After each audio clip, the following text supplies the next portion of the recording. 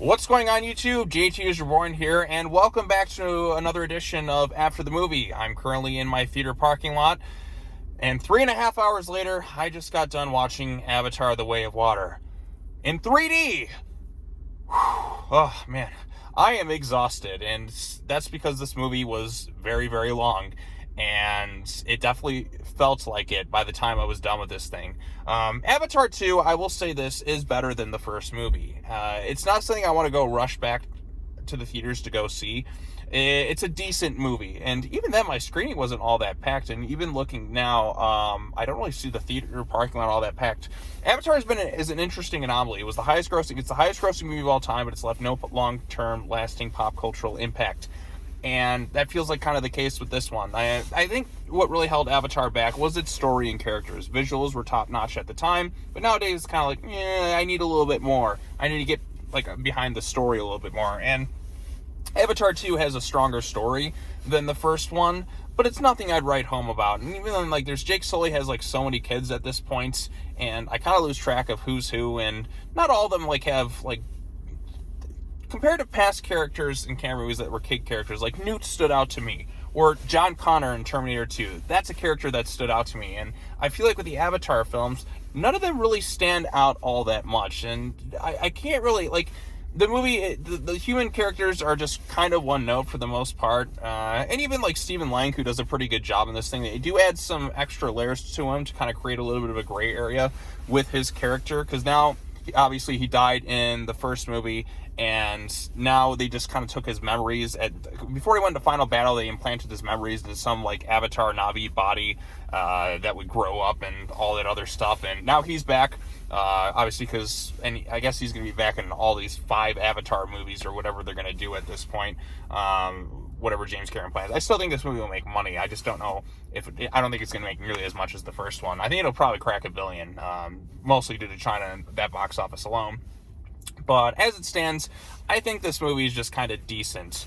It is a long sit. As it started out, we kind of it starts to move at a quick pace earlier on. I'm like, okay, this isn't so bad. But then I realized I still got 3 hours left in this thing.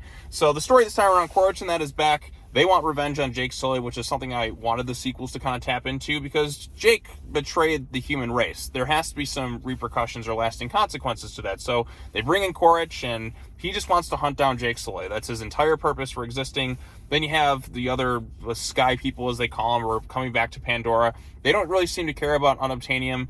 They want to colonize Pandora because Earth is basically just going to die at some point. So yeah, that's kind of it. That's more in the background stuff. Most of the movie is just Stephen Lang just kind of going from place to place, trying to find Jake Sully and get revenge on him, because him and Ney'tiri killed him. So Ney'tiri, that's another character who doesn't really do much in this movie for the most part. I feel like Zoe Saldana kind of takes a bit of a back seat in this movie. I almost sometimes forget that she's in there. And there's kind of instances where her acting just kind of becomes a bit comedic, where it's supposed to be a big emotional scene, and she's making all these weird cat hissing sounds, and I just can't. I'm chuckling in the theater, and other people were laughing a bit too at times, where it's just kind of hokey. So Jake's here. It's been years after the previous film. He's got like a dozen kids at this point. There's a human kid that they've kind of sort of adopted named Spider, who you come to find out has a connection to Quaritch. Spoiler alert, for son, I guess, or something along the lines of that, somehow. And yeah, so that's kind of one of the only things that kind of makes Quaritch a little bit more interesting than everyone else kind of has a connection to this kid. And there's kind of some bits of gray areas with him. He's not fully as one note as he was in the first movie. He is still the villain, but they add a little bit more layers to him, which is good. I actually like that aspect. It's the one thing that feels like an improvement from the previous film, was they added a little bit more to Quaritch. He is the most interesting character in this film. He has the best on-screen presence. Compare him to some of the other characters. I'm sorry, Sam Worthington, I like he is an actor, but Jake Sully is a blank slate of wood still in this film, just like he was in the previous film. Although I think even less in this time around. A lot of the focus is on his kids, and there's a lot of Sully kids in this thing, and it's kind of hard to keep track of who's who. There's a weird Sigourney Weaver hybrid clone baby thing they kind of adopt, but she seems to have some sort of connection to Awa, which I'm sure they're going to explore more in further sequels this time around. So yeah, there's still a lot going on in this thing. This is a 3-hour movie, and you definitely feel the length of it. The first act kind of moves at a bit more of a quick pace, and then the second act, when they get to the water and the 3D and the visuals, I will say this, it's a visually stunning movie. Like, this thing looks great from beginning to end. I mean, the technical wizardry is going to be there. This is like James Cameron, although I don't feel as much of the wow factor, because I feel like I've seen some of this stuff before. Even the pretty water sequences I've seen in movies like Valerian and the City of a Thousand Planets.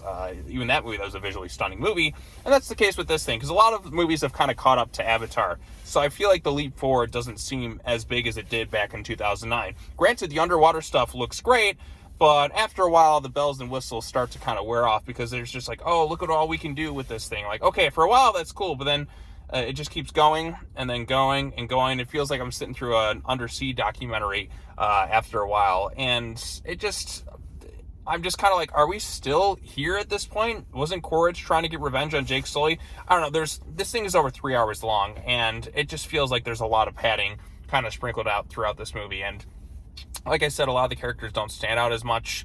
Ney'tiri kind of takes a backseat, although there is kind of one moment at the end of the movie, I won't give it away, where there's kind of an interesting bit of her where she kind of gets a little bit of a darker side to her, and I'm like, okay, this could be something interesting to explore in the inevitable Avatar sequels. They've already shot 3, so that one's coming out regardless. But yeah, like I said, there's something kind of interesting with her. Jake Sully is still a blank slate of wood.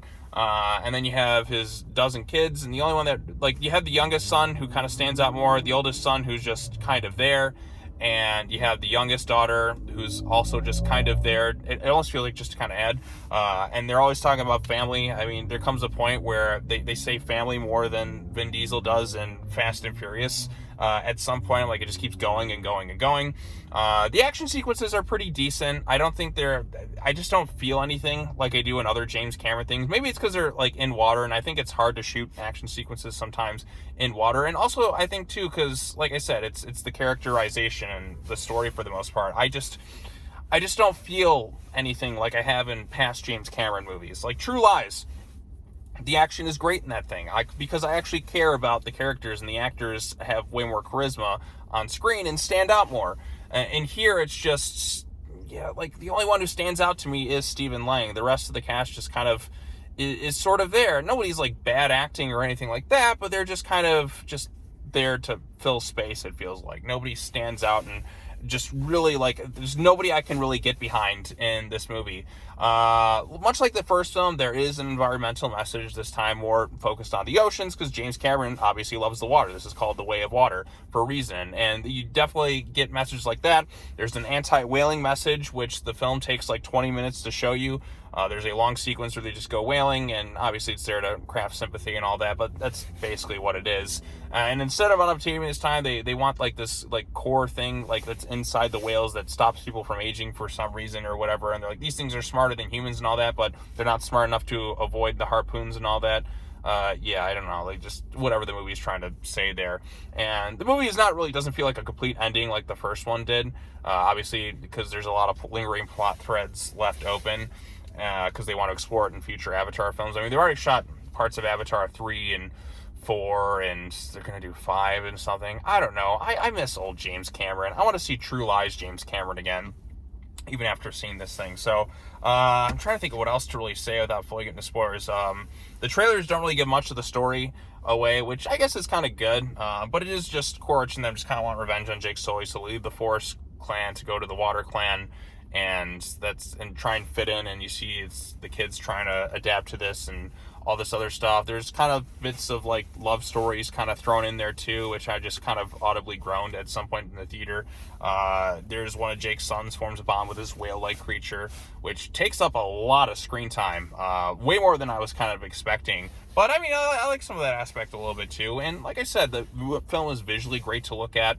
At first the 3D I was like, but even then by the end of it I'm like, I'm kind of glad I did see something in 3D, because it has been a long time since I've seen something, so it wasn't half bad in that regards. But as it stands, Avatar 2 The Way of Water is one of those films that, kind of like the first one, its visuals outweigh its story and characterization and stuff like that. I just felt like the movie was decent. Didn't hate it, didn't really dislike it like I do the first film, but it's not something that I want to rush to go back out and see. And I think that's what's kind of holding these Avatar movies back. It's just the rewatchability. I mean, like I said, over 3 hours, and the lack of even memorable characters that Cameron has crafted before. Outside of Quaritch, there's just not much that makes me want to really rush to come back to Pandora. I think because, I mean, the technology, yeah, there is a wow factor there, but, I mean, we have a lot of great spectacle in other movies that still go on.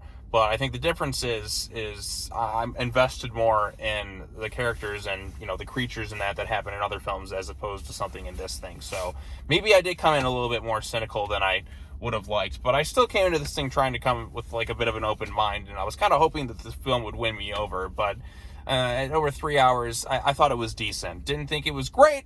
Didn't think it was bad by any stretch of the means. I think Avatar 2 is decent. If you want something pretty visuals, this is a good tech demo, I guess, for the technology that Cameron was trying to showcase. But if you're looking for a strong story with fantastic characters and something that just is going to stick with you for a long time, I don't think this is going to be it. I think it's going to be like the first film. All the bells and whistles are great, but the rest of it's just kind of, yeah, in some ways. Although a little bit better than the first film. So who knows? If this pattern continues, maybe I'll actually really, really like Avatar 3. So or 4 or 5, or apparently James Cameron wants to do 6 and 7. Stop it, Jim. Stop while you're ahead.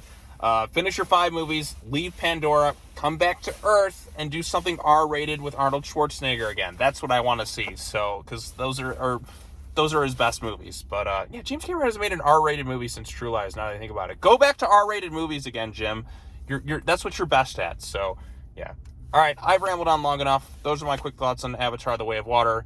And yeah, comment, like, subscribe, all that other fun stuff. And yeah, I'll talk to you all later. And yeah, on to Avatar 3, I guess. So bye-bye.